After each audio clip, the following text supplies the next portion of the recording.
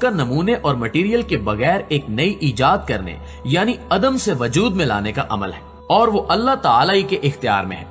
इसके सिवा ये बात किसी और के बस में नहीं है कि वो किसी मटेरियल और नमूने के बगैर कोई नई चीज बना ले, और न ही आज तक ऐसा हो सका है।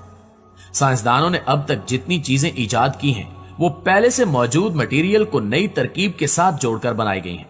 कोई एक भी ऐसी चीज नहीं है जिसका मटेरियल किसी साइंसदान या हुनरमंद ने इजाद किया हो। जबकि कायनात में मौजूद मटेरियल की मुख्तलिफ शक्लों तक रसाई हासिल करना और इसे मुख्तलिफ सूरतों में जोड़कर नई से नई इजाद की सूरत में लाना इन इंसानी कमालात का एक हिस्सा है जो खुद अल्लाह ताला ने इंसान को अता किए हैं, और इंसान की इस खुदादाद कमाल का कुरान करीम में जा बजा एतराफ किया गया है। दोस्तों, अगर हम इंसानी क्लोनिंग का जायजा लें तो हमें इसकी दर्जा बंदी करनी पड़ेगी और इसकी मुख्तलिफ सूरतों का अलग अलग जायजा लेना होगा। मसलन अगर ये क्लोनिंग सिर्फ इंसानी जिस्म के आजाद तक महदूद है और इसके जरिए मासूर अफराद के लिए मतलूबा जिस्मानी आजाद तैयार किए जाते हैं, तो यकीनन ये बहुत अच्छा अमल है जिससे सर्जरी के शोबे में इंसानी सोसाइटी को बहुत फायदा होगा और बेशुमार माजूर अफराद इन आजाद से फायदा उठाकर एक मुकम्मल इंसान की जिंदगी बसर कर सकेंगे। और हमारे ख्याल में शरीयत इसमें कोई रुकावट नहीं डालती, और इलाज के नुक्ते नजर से इंसानी जिस्म के आज़ा की तैयारी के लिए क्लोनिंग के अमल को कबूल किया जा सकता है।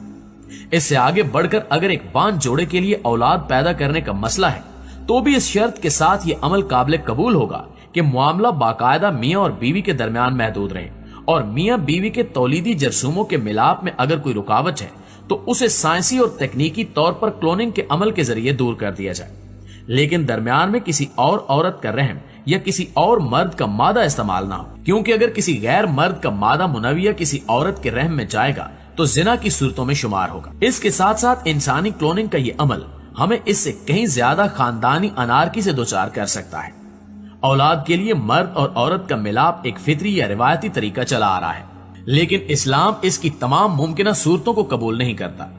बुखारी शरीफ की रिवायत के मुताबिक जहलियत के दौर में मियाँ बीवी बामी रजामंदी से यह सूरत भी इख्तियार करते थे कि बीवी को किसी खानदान में सिर्फ इसलिए भेज दिया जाता था कि वो वहां के किसी मर्द से हामला हो और उनके ख्याल में एक आला नस्ल का बच्चा इनके यहाँ पैदा हो जाए। या हिंदुओं में न्यूग का तरीका है कि बे औलाद मियाँ बीवी बामी रजामंदी से किसी तीसरे मर्द को दरमियान में लाते हैं, जिससे मिलाप करके वो औरत हामला होती है और दोनों मियाँ बीवी खुश होते हैं कि उन्होंने इस तरीके से औलाद हासिल कर ली है। लेकिन इस्लाम ने इन दोनों तरीकों की नफी की है और इन्हें जिना करार दिया है।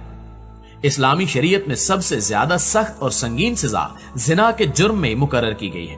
और तौरात की बयान करदा इस सजा को जनाब नबी अकरम सल्लल्लाहु अलैहि वसल्लम ने इस्लामी शरीयत में बरकरार रखा है कि शादीशुदा मर्द या औरत अगर जिना का इर्तिकाब करें तो उन्हें संसार कर दिया जाए।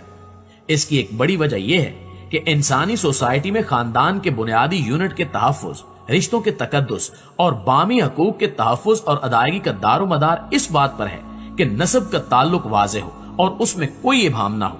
जिना चूंकि नस्ब में इबाम पैदा करता है और इससे रिश्तों के तायुन, विरासत और निकाह के जवाज वगैरह के सारे मामलात जब्त होकर रह जाते हैं, और इसके नतीजे में खानदानी निजाम अपनी फितरी और कानूनी बुनियाद से महरूम होकर तबाही का शिकार हो जाता है। इसलिए इसे इस्लाम ने किसी सूरत में और किसी हालत में गवारा नहीं किया।